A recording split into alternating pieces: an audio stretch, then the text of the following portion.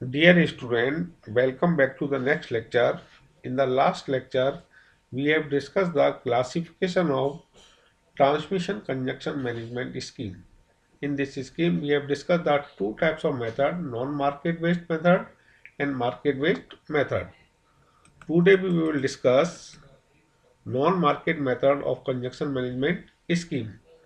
The non-market method, as its name shows, it are not dependent on the market of congestion management essentially refer to network capacity allocation based on some predefined set of rules, जो कि पहले से कुछ defined rules होते हैं, उसके basis पर network capacity का एलोकेशन किया जाता है. दे that neglect the ability or the willingness of a player to pay for the transmission capacity. और इसके अंदर क्या उसकी एबिलिटी है और क्या उसकी इच्छा है मार्केट के अंदर पार्टिसिपेंट की पे करने के लिए, उसको भी नेग्लेक्ट किया जाता है. There are first method capacity allocation on first come first serve basis. जैसा कि एज इट्स नेम्स को, इसके अंदर कैपेसिटी का एलोकेशन जो फर्स्ट पहले आएगा उसको पहले जो अवेलेबल ट्रांसफर कैपेसिटी है उसमें से उसे एलोकेट कर दिया जाएगा.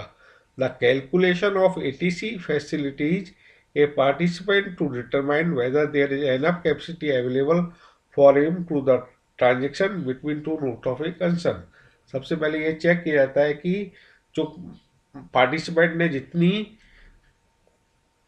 कैपेसिटी मार्केट में डिमांड की है वो अवेलेबल है या नहीं है, उसको चेक किया जाता है.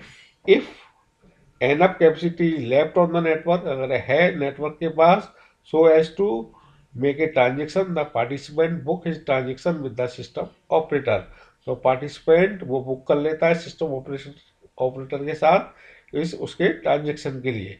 After this the system operator update the available transfer capacity, और सिस्टम ऑपरेटर फिर अवेलेबल जो शेष अवेलेबल ट्रांसफर कैपेसिटी को अपडेट कर देता है. The same process is perform for every in line transaction. इसके बाद दूसरा पार्टिसिपेंट आता है, उसके लिए भी सेम प्रोसेस एडप्ट किया जाता है. The drawback associated with the mechanism is that the willingness to pay for transmission usage is not taken into account. इस मेथड का जो ड्रॉबैक है, इसके अंदर जो मार्केट को पार्टिसिपेंट की क्या विलिंगनेस है ट्रांसमिशन यूजेज के लिए पे करने के लिए, उसको कंसिडरेशन नहीं किया जाता है. Those participant with high valuation of transmission network में नॉट गेट शेड्यूल्ड. और उसके अंदर साथ में जो हाई ट्रांस वैल्यूएशन के ट्रांसमिशन नेटवर्क के अंदर जिनकी रिक्वायरमेंट है उनको भी पहले से मार्केट के अंदर शेड्यूल्ड, उनकी कैपेसिटी का भी शेड्यूल नहीं किया जाता है. Second method capacity allocation based on pro rata method. As its name indicated that कि कैपेसिटी का एलोकेशन पहले से कुछ डिफाइंड मेथड्स के ऊपर हम कैपेसिटी का एलोकेशन करते हैं. Various norms can be set to assign a network capacity on pro rata basis. ये कौन कौन से प्रो रेटा बेसिस हो सकते हैं? The capacity can be allocated on average load हो सकता है, जनरेशन हो सकता है, percentage of long term transaction और मैक्सिमम डिमांड. इनके बेसिस पर ट्रांसफर कैपेसिटी का एलोकेशन किया जाता है. In other words, all participant receive an equal percentage of total amount of capacity they apply for. इसके अंदर अदर वर्ड्स में हम कह सकते हैं कि जो सारे पार्टिसिपेंट हैं इक्वल अमाउंट कैपेसिटी का इन प्रो डेटा बेसिस पर जो एलोकेट किया जाता है उसके बेसिस पर उनको नेटवर्क कैपेसिटी का एलोकेशन कर दिया जाता है. These norms are used for capacity allocation as well as for conjunction elevation.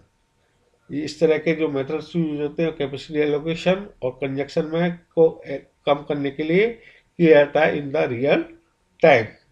This scheme also has same limitation as in first come first serve method. इसके अंदर भी वही लिमिटेशन है कि ट्रांसमिशन यूजेज के लिए जो मार्केट में पार्टिसिपेंट जो पे करना चाहता है उसकी क्या विलिंगनेस है उसको नेग्लेक्ट किया जाता है।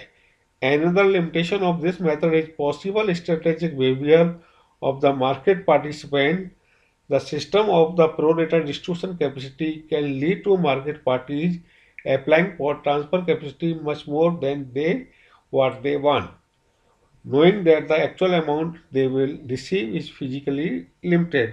इसके अंदर जो प्रो रेटा बेसिस पर ट्रांसफर कैपेसिटी का जो एलोकेशन किया गया है, जो उसकी रिक्वायरमेंट है उससे उसके बेसिस पर नहीं कर रहे हैं।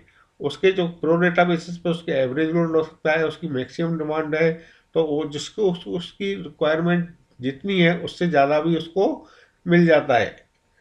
This is also drawback of this method. Third method is the capacity allocation based on type of contact.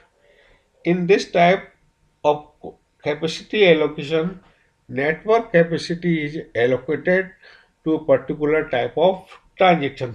किस तरह का ट्रांजेक्शन हो रहा है उस पर डिपेंड करती है capacity allocation. For example, capacity first allocated to firm और लॉन्ग टर्म ट्रांजेक्शन। सबसे पहले जो कैपेसिटी का एलोकेशन किया जाता है वो लॉन्ग टर्म ट्रांजेक्शन के लिए किया जाता है। And in the rest of capacity maximum possible number of short term transaction are accommodated. उसके बाद जो छोटे छोटे जो ट्रांजेक्शन होते हैं उनके लिए कैपेसिटी का एलोकेशन किया जाता है।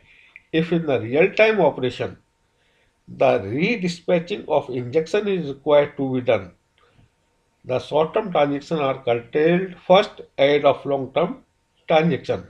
अगर रियल टाइम ऑपरेशन के अंदर कहीं रीडिस्पैचिंग होती है, वहाँ कहीं अगर डिमांड में वेरिएशन आता है, तो वहाँ पर जो शॉर्ट टर्म ट्रांजेक्शन है उसको कैंसिल करके जो लॉन्ग टर्म ट्रांजेक्शन के लिए अवेलेबल ट्रांसफर कैपेसिटी को एलोकेट कर दिया जाता है। These are the non market based method. Thank you.